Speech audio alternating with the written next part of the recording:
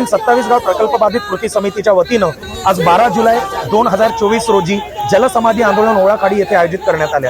यामध्ये साधारणपणे 16 गावांच्या जमिनी आणि घरं दोन्ही गेलेली आहेत। यापैकी ठळक 5 मुद्द्यांना घेऊन आज आम्ही पाण्यामध्ये उतरलेले आहोत।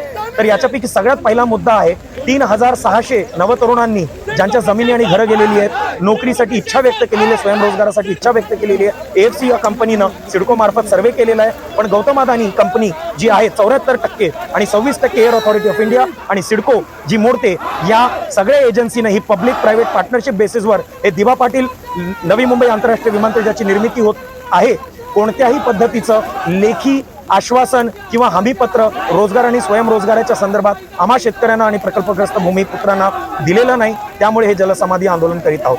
5 गावं जी आहेत, ओवळा, पारगाव, दापोली, भंगारपाडा, कुंडेवाड, इकडे विमानतळामध्ये लागणारं जे मटेरियल आहे त्याच्यामध्ये कंट्रोल्ड आणि अनकंट्रोल्ड स्वरूपाच्या ब्लास्टिंग होत असल्यामुळे आज दुसऱ्या प्रत्येक घरामध्ये तडा पडलेले आहेत आणि घरांची जी स्ट्रेंथ आहे ती कॉम्प्रोमाइज झालेली आहे आणि इकडे जीवितहानी कोणत्याही क्षणी होऊ शकतं, याच्याकडे पूर्णपणे प्रशासनाचं दुर्लक्ष आहे। म्हणून हे जलसमाधी आंदोलन। त्याचबरोबर विहित वेळेमध्ये सिडकोनं प्रकल्पग्रस्तांनी भूखंड बांधलेच पाहिजे हे ठरवलेलं आहे आणि जर विलंब झाला तर लाखो रुपयांचा भुर्दंड शेतकऱ्यांना बसतो। पण या ठिकाणी सिडको विसरत आहे की UDCPR 2020 ला येऊन 1.5 वर्ष ॲन्सिलरी FSI ची परवानगी आम्हाला सिडको प्रशासनानंच नाकारली होती। याचबरोबर अनेक मुद्दे आहेत जे शेतकऱ्यांशी निगडीत आहेत। याच्यामध्ये 5 गावांच्या पुनर्वसनाचा भयंकर मोठा प्रश्न निर्माण झालेला आहे। सिडको एरो सिटी आणि मॉडर्न सिटीज, स्मार्ट सिटीजचं एका ठिकाणी वक्तव्य करीत आहे, पण ज्या गावांनी हजारो एकर जमीन ज्या विमानतळामध्ये दिलेल्या आहेत त्या गावांना पूर्णपणे दुर्लक्षित केलेलं आहे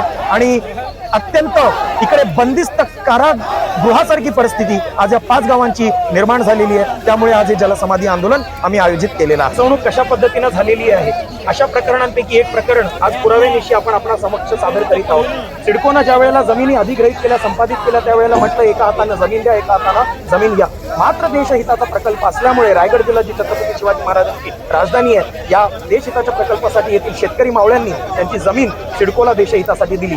पण 2014 ला अग्रीमेंट होऊन वाटप पत्र मिळून सुद्धा हे शेतकरी आज आपल्या समक्ष उपस्थित आहेत। आज 2024 रोजी सुद्धा त्यांच्या भूखंडाचा प्रत्यक्ष त्यांना ताबा मिळत नाही आणि किमान 100 शेतकरी असे आहेत। हे अपयश आणि ही वास्तविकता सिडको प्रशासन कुठेतरी त्यांच्या स्तरावर दाबण्याचा प्रयत्न करीत आहे आणि हे षडयंत्र आम्हाला उघडं पाडायचं होतं, म्हणून आज जलसमाधी आंदोलन केलेलं आहे। तर हे शेतकरी आहेत, हे यांची व्यथा काय आहेत ते त्यांच्या शब्दातच सांगतील। मी कोलीगावचा धनराज आंबू भोईर रहिवासी असून 1 मे 2014चं ॲक्विजिशन आमचं लेटर दिलेलं आहे आणि आज 10 वर्ष होऊन 5 महिने झाले तरी आम्हाला ताबा किंवा ॲग्रीमेंट सुद्धा करून देत नाही।